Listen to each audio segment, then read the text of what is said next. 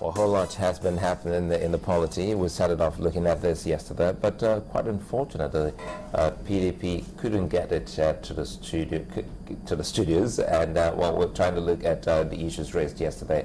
Joining us to look at that is a People's Democratic Party member, and he's the deputy PDP chairman in Lagos State. That's Shakiru Apena, and I would like to say welcome and thanks for joining us. Thank you. Good morning. A whole lot has been happening, and first, would like to get your comment on the president's declaration. For some, especially the opposition APC, they think the timing was wrong, and on the backdrop of what had happened within 24 hours in Yobe State. Thank you.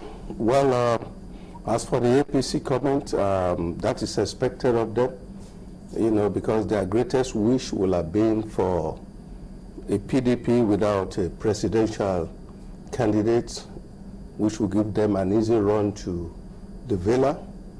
And talking about what happened in Yobe, we all know that the INEC has its program, you know, a time within which all these steps should be taken, and I think that is what we did. We want to play according to the rule, and of course we know that Boko Haram, as an insurgent group who had some political coloration, will want to halt the process. They will wish to hold the whole nation to ransom. You have any facts to that when you say? Of course, there are so many facts to that. Has political It has to. It has, you know, we're all in this country. You've had the members of the opposition saying so many things that are pro Boko Haram. Haven't we been too speculative to the extent that by now we should be hitting it? Who is more powerful than the state to get information than the opposition? Who is more what? Powerful to get information. When you say, well, there is political coloration, the state should be able to get all of those facts. Of course, the state is in a better position to get information. What I'm telling you is that Boko Haram will want to, Boko Haram, its sponsors and collaborators will wish to hold the country to ransom. What they want to achieve is stop the political process, you know, because of course their wish is to have, according to them, an Islamic state. And if you want to have an Islamic state in a secular state like Nigeria, so your greatest wish is to halt the process of whatever political process that's on now, and that is what they wanted to do. So anytime the president is planning to declare, the other time they did it. This time around too, they did it hoping that we will capitulate, but of course we will not. If we can, the country will not capitulate. If we can, we as a people, as a country can, you know, read the move, okay, the next move of Boko Haram. Why is it that we still haven't been able to nip some of their perceived or their plans in the bud, knowing full well that the declaration was coming? If we knew that definitely something would be unleashed on the people, shouldn't we have deployed means necessary to stop them? Well, thank you so much. It's easier said than done. Even the most sophisticated world, you know, we have cases of suicide bombing and all these militants, and even in the United States.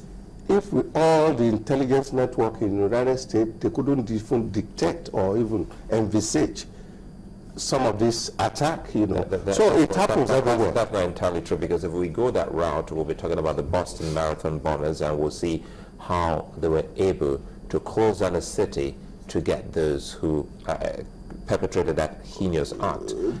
Have we been able to move with that kind of speed?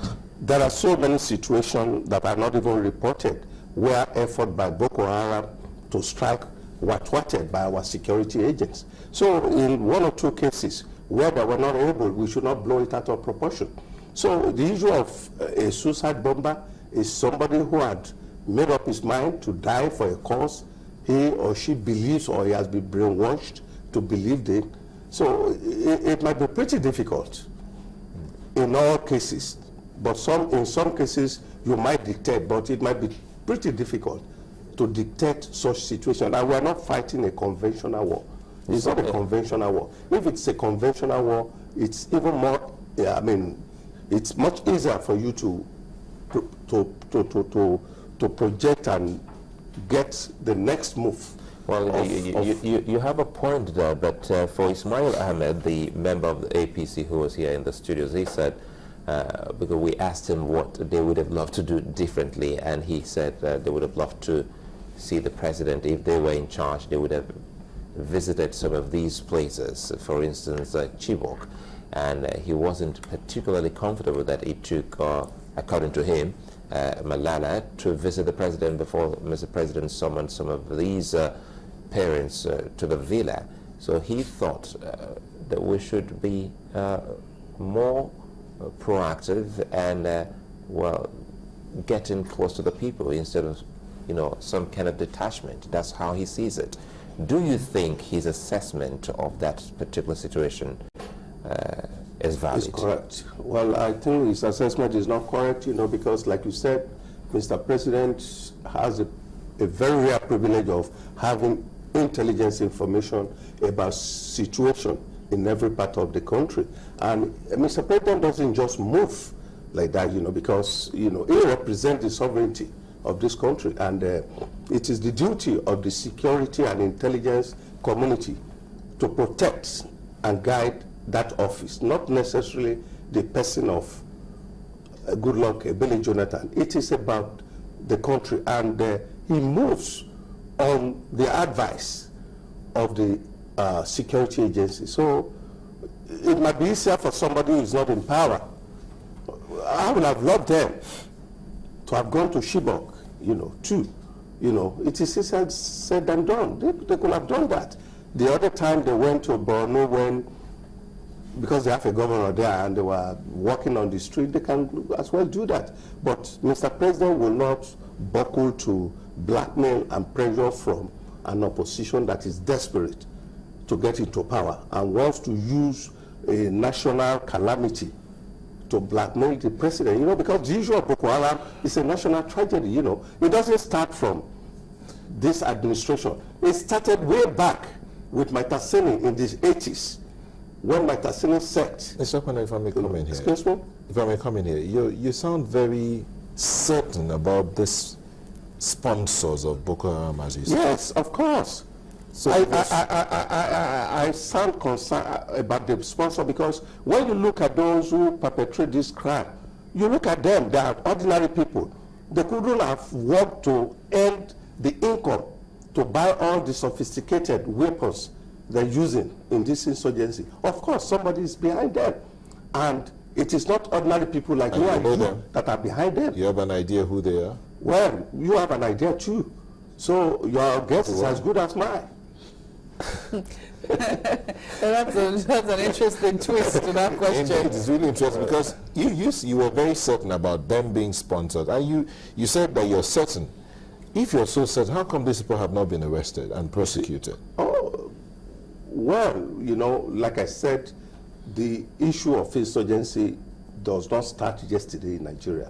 It started in the 80s with Maitaseni sect in Kano, and from there, it moves on. Later, we now talk about Boko Haram, It's an ongoing thing.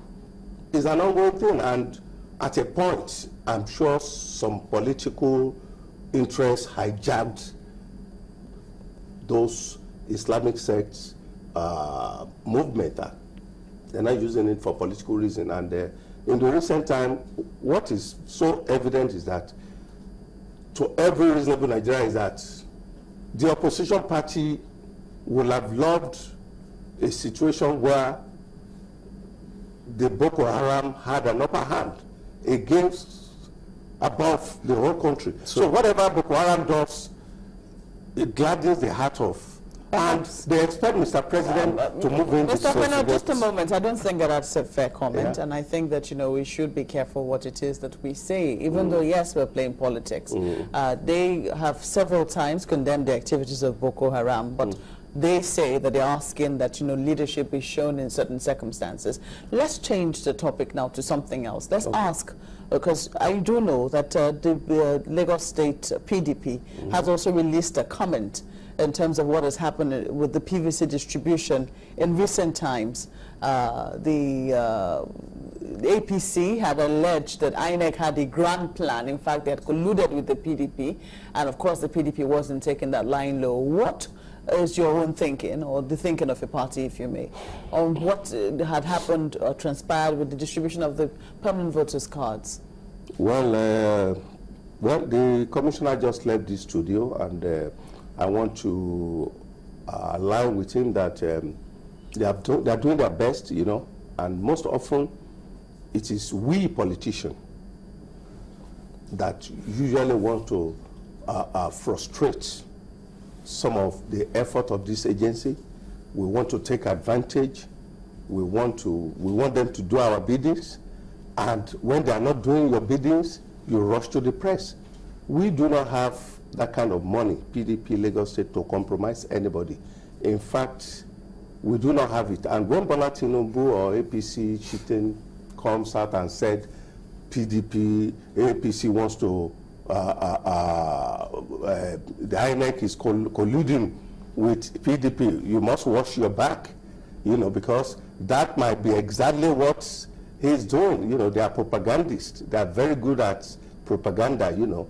But as for the process, I know that given the peculiarity of our situation in this country, we are still going through the learning process. It might be pretty difficult, because when you talk about INEC, who is INEC? What is INEC? INEC is an organization, but we don't have the strength of staff to conduct this kind of exercise. They need ad hoc staff who are not necessarily members of their staff.